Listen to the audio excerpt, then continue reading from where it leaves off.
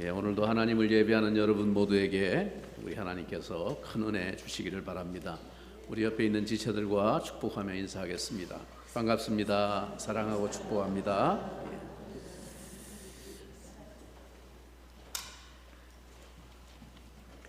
오늘 아침 하나님이 우리에게 주시는 말씀 사도행전 20장 1절부터 16절까지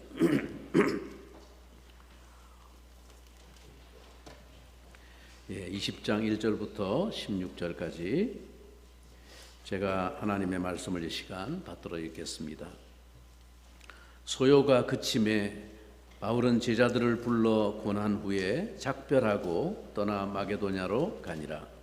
그 지방으로 다녀가며 여러 말로 제자들에게 권하고 헬라에 이르러 거기 석 달 동안 있다가 배 타고 수리아로 가고자 할 그때에 유대인들이 자기를 해하려고 공모함으로 마게도냐를 거쳐 돌아가기로 작정하니 아시아까지 함께 가는 자는 베레아 사람 부로의 아들 소바더와 데살로니가 사람 아리스다고와 세군도와 더베 사람 가이오와 및 디모데와 아시아 사람 두기고와 드로비모라. 그들은 먼저 가서 드로아에서 우리를 기다리더라. 우리는 무교절 후에 빌립보에서 배로 떠나 닷새 만에 드로아에 있는 그들에게 가서 이레를 머무니라. 그 주간의 첫날에 우리가 떡을 때려 하여 모였더니 바울이 이튿날 떠나고자 하여 그들에게 강론할세 말을 밤중까지 계속하매 우리가 모인 윗다락에 등불을 많이 켰는데 유두고라 하는 청년이 창에 걸터 앉아 있다가 깊이 졸더니 바울이 강론하기를 더 오래 하매 졸음을 이기지 못하여 3층에서 떨어지거늘 일으켜 보니 죽었는지라. 바울이 내려가서 그 위에 엎드려 그 몸을 안고 말하되 떠들지 말라 생명이 그에게 있다 하고 올라가 떡을 떼어 먹고 오랫동안 곧 날이 새기까지 이야기하고 떠나니라. 사람들이 살아난 청년을 데리고 가서 적지 않게 위로를 받았더라.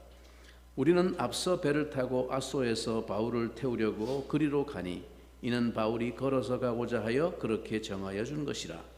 바울이 아소에서 우리를 만나니 우리가 배에 태우고 미둘레네로 가서 거기서 떠나 이튿날 기오 앞에 오고 그 이튿날 사모에 들르고 또 그 다음날 밀레도에 이르니라.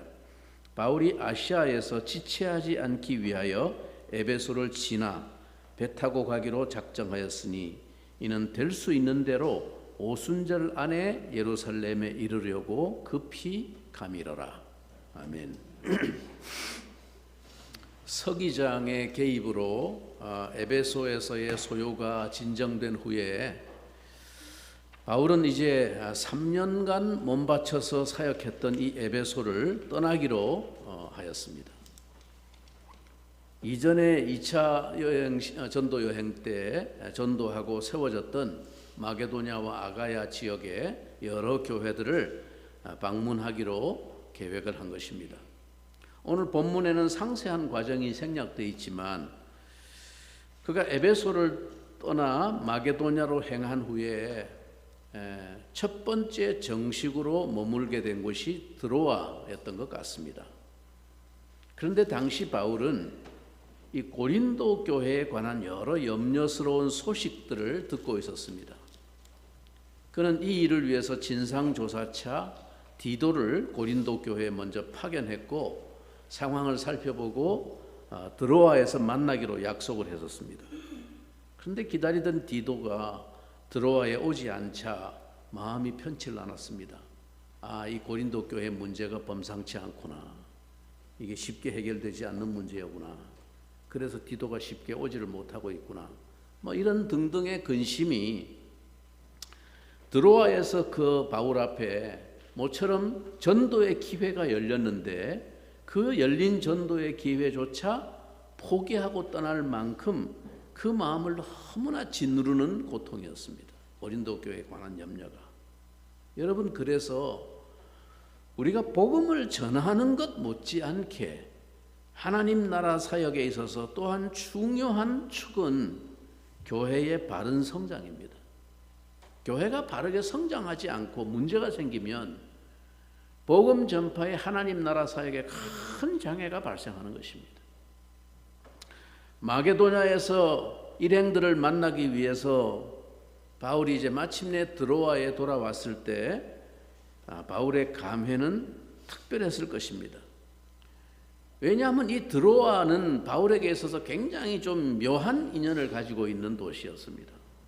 오래전에 바울이 아시아에서 계속 복음 전파를 계속하려고 애를 썼을 때 성령께서 번번이 아시아에서 복음 전하지 못하게 막으셨기 때문에 결국 마게도냐로 와서 건너와서 우리를 도우라는 그 환상을 성령의 음성인 줄 알고 떠날 때 그 떠났던 마지막 항구가 드로아였습니다. 드로아에서 복음 못 전하고 떠난 것입니다. 그런데 이제 에베소에서 사역을 마친 후에 이제 떠나서 마게도냐로 향하던 중에 또 역시 마게도냐로 건너가기 위해서 거쳐야 되는 항구 도시가 드로아였는데 이때 전도의 문이 열렸다 그랬습니다. 고린도서에 보면 모처럼 전도할 수 있는 좋은 기회가 열렸는데 그런데 그때 고린도 교회에 관한 여러 가지 걱정스러운 소식이 해결되지 않음으로 말미암아 바울의 마음이 너무나 무거운 짐이 눌려서 마음 놓고 복음을 전할 수 있는 여유가 없었습니다. 그래서 결국은 전도를 포기하고 마게도냐를 떠나서 드로아를 떠나서 마게도냐로 갔습니다. 이래저래 드로아에서는 제대로 한번 본격적인 복음 사역을 가져보지 못하고 그냥 스쳐 지나가기만 한 도시였습니다. 그러나 이번에 성령께서는 바울의 기대 이상으로 그곳에 당신의 놀라운 열매를 거두고 계셨습니다. 이번에 돌아와서 드로아에 도착해 보니까 연약하지만 이미 그곳에 그리스도인 공동체가 있었고 바울은 그들과 일주일간 교제하게 됩니다. 거기서 일주일간 머물면서 드로아에서 가진 이 마지막 작별의 예배와 교제는 오늘 우리에게 깊은 인상을 남기고 있습니다. 그것이 오늘 본문에 소개된 사건입니다. 여러분 7절 한번 같이 읽어보겠습니다. 본문 7절입니다. 같이 시작. 그 주간의 첫날에 우리가 떡을 떼려 하여 모였더니 바울이 이튿날 떠나고자 하여 그들에게 강론할세 말을 밤중까지 계속하며 예. 이 모임은 단순히 드로아에 있는 성도들과의 작별 만찬 같은 것이 아닙니다. 여기 주간의 첫날에라는 이 말은 다른 번역으로는 대개 안식 후 첫날에 하는 말과 똑같은 말입니다. 그러니까 이것은 오늘날 말하는 주일을 가리킵니다. 또 여기 떡을 떼려 하여 모였더니 라는 말도 신약 성경에서 전형적인 성찬식을 가지는 공예배를 일컫는 표현입니다. 그러니까 성찬과 말씀이 중심이 된 초대교회 성도들의 주일 예배의 한 전형을 우리에게 보여주는 기록입니다. 아마도 해질 무렵 하루 일과를 마친 주일 저녁에 모였던 것 같습니다.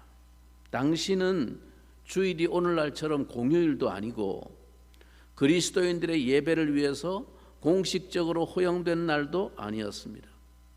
그래서 안식 후 첫날 우리 주님 부활하심으로 생명의 새 역사를 열어주신 날, 그것도 일과가 다 끝난 후에 해질 무렵에 그리스도인 공동체가 공적으로 모여서 성찬과 함께 예배를 드렸던 것이죠. 이것이 말하자면 교회 역사에서 자연스레 정착하게 된 신약시대 이후 주일 예배의 역사라고 할 수 있습니다.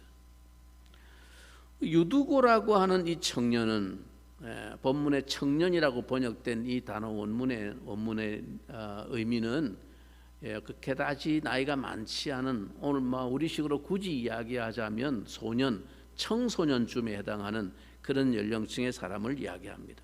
이 청년이 노예로서 남의 집 사환이었을 것으로 보입니다. 온종일 주인의 시중을 들다가 피곤한 몸으로 그리스도인 공동체 예배에 참석했습니다. 더군다나 바울 사도가 와서 말씀 전한다는 이야기를 듣고 기대를 가지고 모였지요. 그런데 그날 모인 사람들이 좁은 그 공간에 많은 사람들이 모인 것으로 추정됩니다. 등불을 많이 켰다라는 것은 사람이 많이 모인 것을 짐작하게 합니다. 자리도 협소하고 등불을 많이 켜서 공기도 갑갑해서 이 청년은 3층 창가에 걸터 앉아서 설교를 들었습니다. 여러 정황을 고려할 때 이 청년의 졸음이 충분히 이해될 수 있습니다. 이 상황을 오늘 본문 9절에 이렇게 묘사하고 있습니다. 9절을 주목해 보십시오. 유두고라 하는 청년이 창에 걸터 앉아 있다가 깊이 졸더니 바울이 강론하기를 더 오래 하매 졸음을 이기지 못하여 3층에서 떨어지거늘 일으켜 보니 죽었는지라. 문제는 여기서 바울이 강론하기를 더 오래 했다라는 것입니다. 요즘 사람들은 이 사회적 환경이 문화와 문명이 너무나 복잡 현란해졌기 때문에 옛날 시대에 비해서 너무 오늘 이 시대의 환경 자체가 문명과 문화가 너무나 복잡하고 화려하게 발전했기 때문에 사람들의 집중력이 갈수록 퇴행하고 줄어들고 있습니다. 왜냐하면 이 분산되는 게 너무 많기 때문에. 옛날에는 아무것도 할 게 없었거든요. 볼 게 없기 때문에 그냥 모이면 그 모임 그것만 생각하는 거예요. 그래서 집중이 되는데 요즘 뭐 너무 볼 것도 많고 생각할 것도 많고 막 현란한 게 많아서 일이 너무 복잡다단해서 점점 갈수록 사람들의 집중력이 현격하게 퇴행하고 있습니다. 우리의 뇌와 인지신경이 이 미디어에 너무 의존적으로 길들여져 있어서 상대적으로 그만큼 단순한 청각에 의존하는 상상력과 사고력이 현저히 퇴행해 버렸습니다. 그래서 라디오 세대와 이 영상 세대는 이런 면에서 엄청난 차이를 보입니다. 영상 세대는 생각할 이유를 점점 잃어버립니다. 생각할 필요가 없어요. 다 보이니까, 다 보여주니까. 그래서 다른 상상을 할 필요가 줄어드는 반면에 옛날 라디오 세대로 대변되어지는 이 청각 중심의 전달은 듣는 내용을 자기가 자율적으로 무한한 상상과 연상을 하면서 그 내용을 되새기기 위해 사고의 집중력을 일으킵니다. 잘 들어야 돼요. 이것이 바로 안타까운 문화와 문명의 역설적인 퇴행이라고 생각합니다. 스마트폰 시대는 스스로 머리를 쓸 일이 줄어들게 만듭니다. 뇌의 기억력도 퇴행해서 사람 이름이나 전화번호나 또 한 번 갔던 길도 기억을 못합니다. 스마트폰이 다 알려주니까 기억할 필요가 없으니까 이 능력이 자꾸 퇴행하는 거예요. 하여튼 이러저러한 이 문명의 이유들로 인해서 안타깝지만은 이 시대의 인류에게 말로 설명하고 강론하는 설교는 점점 어려워집니다. 그래서 몇 시간씩 계속하던 이 부흥사경회 같은 것은 오늘날 찾아보기 어렵습니다. 그렇지만 오늘 본문의 이 경우는 바울이 바로 다음 날 이제 떠나야 했기 때문에 하나님 말씀을 다시 들을 수 있는 기회가 없으므로 이 드로아의 성도들은 모처럼 방문한 이 사도로부터 듣기를 원했고 바울은 한마디라도 더 전하고자 했던 것 같습니다. 그래서 긴 설교를 계속했고 교인들은 남아서 끝까지 들었습니다. 말씀을 향한 아름다운 열심과 뜨거움을 엿보게 됩니다. 그렇다고 뭐 제가 앞으로 설교를 길게 하겠다 뭐 그런 얘기는 아니니까 안심하세요. 예. 이때 상황이 그랬다 그 말이에요. 심지어 오늘 본문 11절을 보면 그래서 유두고가 떨어져서 죽었는데 바울이 살렸어요. 그래서 살리고 난 후에 11절에 보니까 다시 또 방으로 올라가서 성도들과 떡을 떼고 즉 성찬을 나누고 이어서 새벽까지 날이 밝을 때까지 더 이야기를 계속하고 떠났다라고 말합니다. 바울은 죽은 자를 소생시키는 능력의 종이었지만 유두고를 살리고도 아무 일 없었던 것처럼 다시 올라가 계속 말씀을 전하는 데 전념하는 이 모습이 오늘 이 시대의 성도들에게 큰 울림을 주고 있습니다. 조그만 능력만 받아도 마치 자신이 대단한 사람인 양 드러내고 사람의 영광을 취하는 우리들과는 달리 참된 목자는 기적이 아니라 생명의 말씀에 창념해야 함을 다시 깨우쳐 줍니다. 이것이 교회를 든든히 세우고 진리 위에 견고하게 하는 사역이기 때문입니다. 그러므로 여기서 오늘 이 본문의 유두고의 사건을 통해서 바울이 너무 눈치 없이 길게 설교하다가 사람 잡을 뻔했다, 뭐 이렇게 비난을 한다든가, 또는 유두고가 설교가 좀 길다고 집중하지 않고 영적으로 긴장을 풀고 말에 졸다가 이런 낭패를 당했다, 그렇게 되지 않도록 깨어 있어야 된다, 뭐 이렇게 이 말씀을 적용한다든가, 이런 지엽적인 해석과 적용은 오늘 말씀이 주고자 하는 교훈의 본질에서 벗어난 경솔한 적용이라고 생각합니다. 오늘 이 사건은 다만 주님께서 이 교회에 나타내신 능력의 역사를 소개하고 있습니다. 바울이 제대로 이 드로아에서 그 사람들과 함께하며 복음의 교제를 가진 기간은 이 일주일이 거의 전부라고 해도 과언이 아닙니다. 그러면서 바울은 이 신생교회를 더 돌보지 못하고 떠나는 안타까움을 가지고 주어진 최대한의 시간을 사용하여 말씀으로 그들을 세우기 위해 설교했을 것입니다. 오순절 전에 예루살렘에 도착하기 위해 이제 일정상 내일 아침이면 떠나야 했기 때문에 그것이 그날 밤을 새우며 설교해야 했던 바울의 심정이었고 사역자로서의 열정이었습니다. 저는 이 어린 드로아의 신생교회를 위해서 주께서 바울의 설교 위에 이 유두고의 사건을 통해 그의 살아계신 능력의 증거를 나타내심으로써 그들을 견고하게 세우기 원하셨다고 믿습니다. 그들은 이 사건으로 말미암아 적지 않은 위로를 얻었다고 말합니다.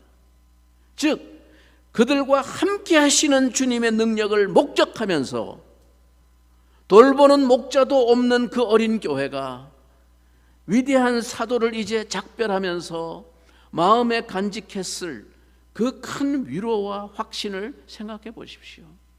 돌볼 사도도 없고 목자도 없는 교회지만 주님은 우리와 함께하고 계신다, 주님의 능력이 우리와 함께하고 계신다는 이 생생한 증거를 통해서 그들이 얼마나 큰 위로와 힘을 얻었겠습니까? 저는 이것이 이 유두고의 사건 속에 들어있는 주님의 뜻이었다고 믿습니다.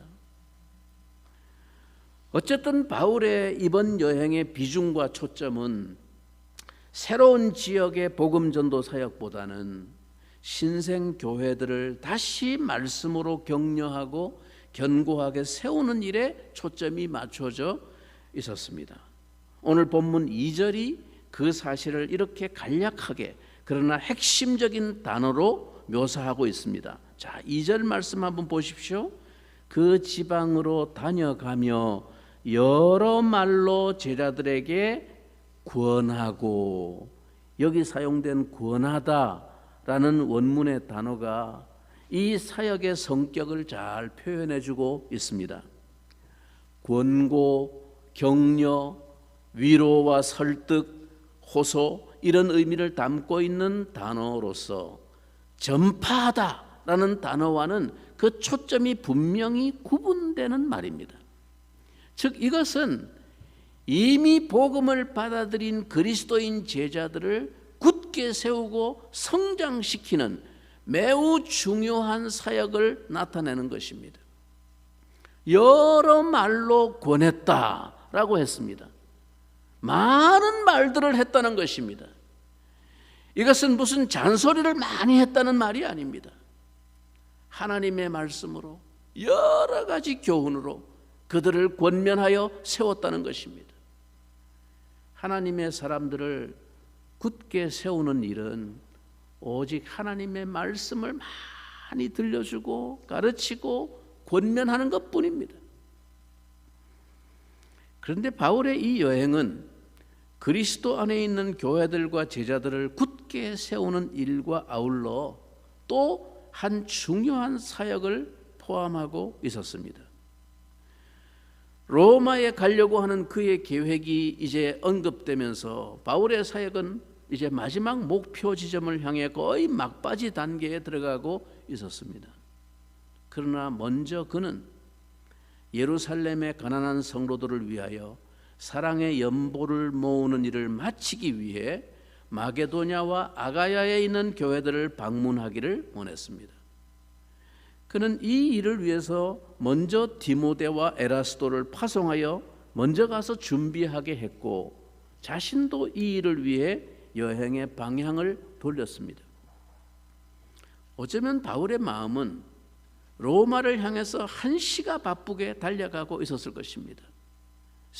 당시 세계의 심장부에 복음의 깃발을 꽂고서 당시 세계의 끝으로 알려졌던 서바나까지 가는 것이 그의 필생의 소명과 과업으로 여기고 있었기 때문입니다. 그래서 한시라도 빨리 로마에 가고자 했습니다.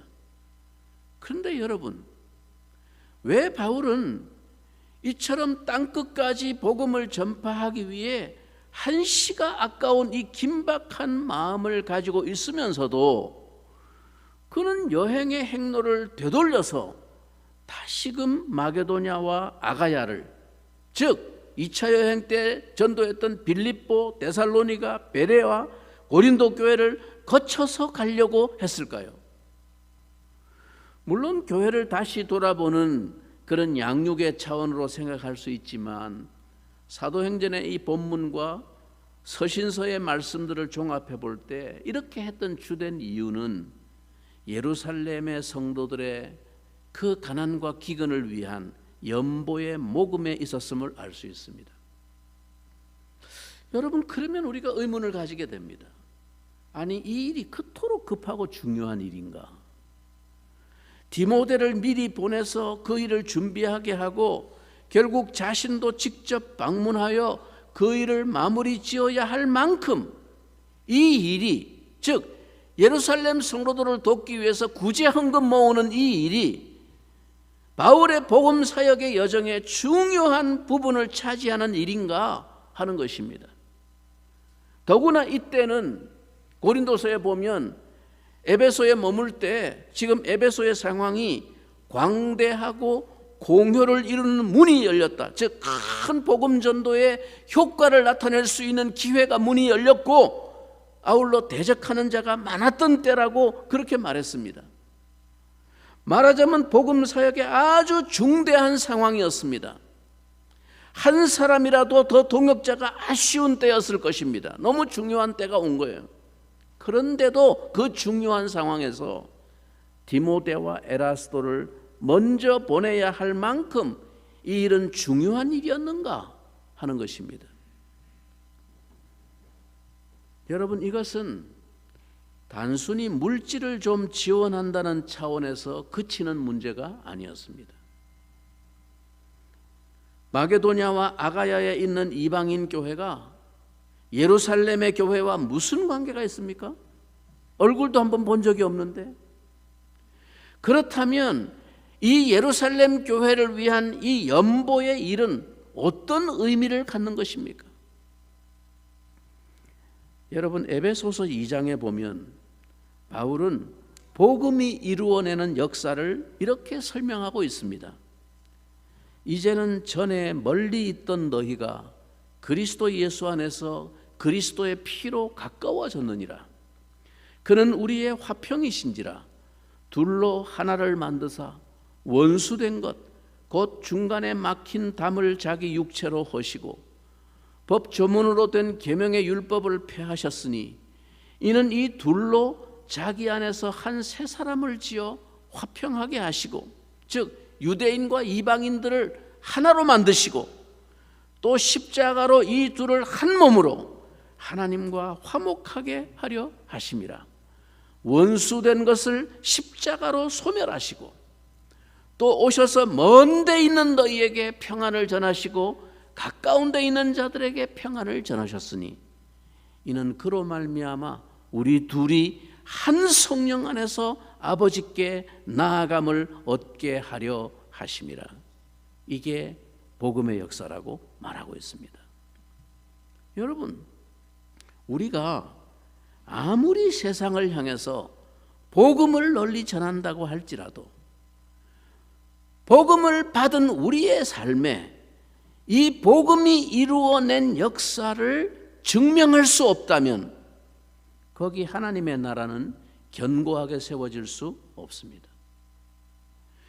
그리고 이 복음 안에서 하나된 성도의 교통을 힘있게 증명하는 일에는 그들의 물질을 기꺼이 나누고 함께하는 이 일이 이토록 중요한 비중을 가지고 행해졌던 일임을 눈여겨보아야 합니다.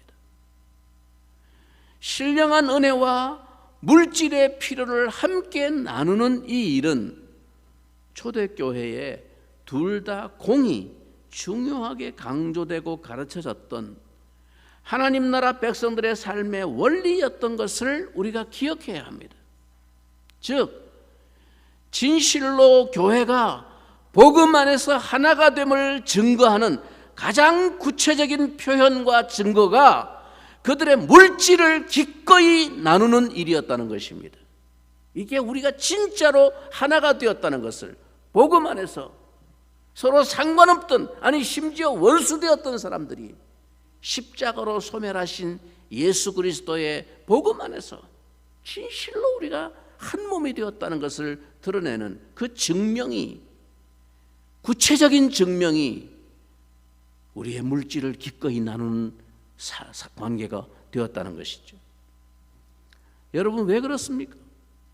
물질은 이 땅에서 우리의 삶을 형성하고 유지하는 아주 중요한 한 축이기 때문입니다. 인간은 영으로만 구성되어 있지 않기 때문입니다. 그러므로 성경은 진정한 성도들의 연합과 하나됨을 추상적인 명제로만 말하고 있지 않습니다. 오순절 성령을 체험한 예루살렘 초대교회의 소유를 초월한 유무상통의 역사는 이것을 가장 극명하게 드러내준 한 실례였던 것입니다.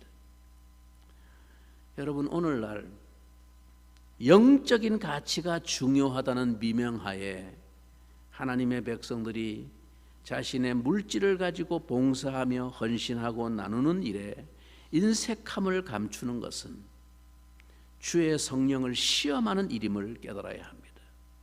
그건 하나님을 속이는 것입니다. 거짓말하는 것입니다. 여러분, 이 일과 관련해서 성경은 하나님은 만홀히 여김을 받지 아니하신다고 경고하신 말씀을 우리가 기억해야 합니다. 주 안에서 어떤 이들이 신령한 유익, 즉 복음의 은혜를 나누기 위해 목숨을 걸고 진력하는 것과 같이 또한 주 안에 있는 자들이 자기의 물질을 나누는 일에 힘에 겹도록 수고하고 진력하는 것이 마땅하며 아름다운 하나님 나라를 위한 협력임을 성경은 가르치고 있습니다. 이 일이 이토록 중대한 복음의 한 의미를 담고 있기에 이 사역을 위해서 바울은 상당한 인적 투자를 아끼지 않고 있음을 봅니다. 앞서 언급한 대로 이 일을 준비시키기 위해서 먼저 디모데와 에라스도를 마게도냐 지역으로 보내서 그 일을 준비하게 했을 뿐 아니라 이제 바울이 직접 그 교회들을 방문하면서 그 사역을 마무리하는 과정을 눈여겨보십시오. 이 예루살렘을 향한 바울의 여행에 상당한 사람들이 지금 동행하고 있는 것을 본문 4절이 기록하고 있습니다. 여러분, 4절 잠시 한번 보십시오. 아시아까지 함께 가는 자는 베레아 사람 부로의 아들 소바더와 데살로니가 사람 아리스다고와 세군도와 더베 사람 가이오와 및 디모데와 아시아 사람 두기고와 드로비모라. 여기 사람들은 이 각 지역의 출신들로 구성되어 있습니다. 마게도냐와 아가야와 아시아에 걸쳐서 바울이 전도 여행하면서 세워졌던 교회의 교인들 중에 대표자들입니다. 즉 말하자면 각 지역의 교회들로부터 파송된 일꾼입니다. 이들의 임무가 무엇입니까? 왜 바울은 이렇게 많은 사람들을 동행하도록 했을까요? 이것은 단순히 예루살렘 교회를 위한 물질적인 얼마간의 도움을 주는 것만이 목적의 전부가 아니었다는 것입니다. 아니, 물질만 그저 구제하는 것이 목적이었다면 그저 한두 사람이 가서 전해도 되는데, 굳이 그간 이방 지역의 복음 전파를 통해 세워졌던 각 지역 교회 대표들을 모아서 이렇게 예루살렘을 함께 방문하여 그들에게 이 사랑의 연보를 전달하려고 하는 이유가 뭡니까? 그는 이 일을 통해서 무엇을 나타내고 싶었을까요? 저는 그가 어떻게 하든지 오순절 전까지 예루살렘에 도착하기를 힘썼다는 것을 생각해 보았습니다. 왜 그렇게 오순절에 맞춰서 가려고 했을까? 오순절이 뭡니까?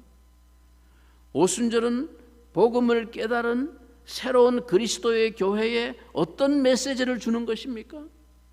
오순절의 진정한 열매는 무엇입니까? 오순절은 그리스도 예수로 말미암아 이 땅에 어떻게 성취된 사건이 되었습니까? 바울은 그 열매를 증거하고 싶었던 것입니다. 천하 만민의 각국의 언어로 복음이 전파되어지는 방언의 역사와 함께 임했던 오순절 성령 강림의 역사가 어떤 열매를 맺었는지를 바울은 증거하고 싶었습니다. 이 오순절에 얼굴도 이름도 모르는 이방인 성도들이 오직 주 예수의 이름 때문에 기꺼이 힘겹게 내놓게 된 이 아름다운 물질을 통해서 복음이 이루어낸 역사가 무엇인지를, 성령이 거두신 열매가 무엇인지를 그 성령이 임했던 예루살렘 한복판에서 증거하고 싶었던 것입니다. 이것이 복음이 만들어낸 역사다. 여러분, 복음을 들은 사람들이 그 복음으로 말미암아 변화된 삶을 살고 있는 가장 구체적인 증거가 무엇입니까? 서로 원수된 자들이, 쳐다도 안 보던 자들이 복음으로 말미암아 하나가 되는 것입니다. 성령 안에서 둘이 한 세 사람으로 지음을 받고 한 아버지를 찬송하는 것입니다. 교회를 든든히 세운다는 일, 교회를 견고하게 하며 자라게 한다는 일은 무엇입니까? 복음을 받은 자가 계속해서 축복을 누리며 잘 먹고 잘 살며 복음을 부인하지 않도록 하는 것이 전부가 아닙니다. 진정으로 교회를 자라게 하며 견고하게 한다는 것은 무엇입니까? 복음을 받은 그들이 이제 그 복음을 위해서 자신을 들여서, 자신의 것을 기꺼이 들여서 진리를 위해 함께 수고하는 자가 되었다는 평가를 받게 되는 것입니다. 그러므로 진정한 복음 사역은 선교의 재생산을 이루어내는 것입니다. 오늘 본문에 나타난 이방인 교회들의 이 힘에 겹도록 한 이 연보는 바로 이 사역의 맥락에서 이처럼 중요하게 비중을 차지하고 기록되고 있음을 우리가 알아야 합니다. 오늘 여러분은 이 복음으로 말미암아 견고하게 세워진 사람들임을 증거할 열매가 있습니까? 이것이 하나님의 사람이 사는 법입니다.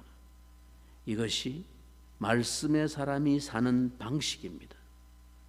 다른 사람들을 돌보고 세우고 함께 가는 축복, 그것을 위해서 우리는 오늘도 힘을 다해 살아가야 합니다. 우리 자신과 우리 교회가 이 복음의 능력을 증명해 보이는 열매가 되기를 간절히 축원합니다. 이 시간 우리 한번 기도하면 좋겠습니다. 하나님, 우리에게도 이 복음이 만들어낸 놀라운 변화의 열매를 우리에게도 나타내 주시옵소서. 참으로 복음 안에서 있을 수 없는 변화의 역사가 우리의 삶 가운데 나타났음을 증명할 수 있도록 하나님 우리에게도 은혜를 베풀어 주옵소서. 우리 함께 통성으로 잠시 기도하겠습니다. 아버지 하나님, 그렇습니다.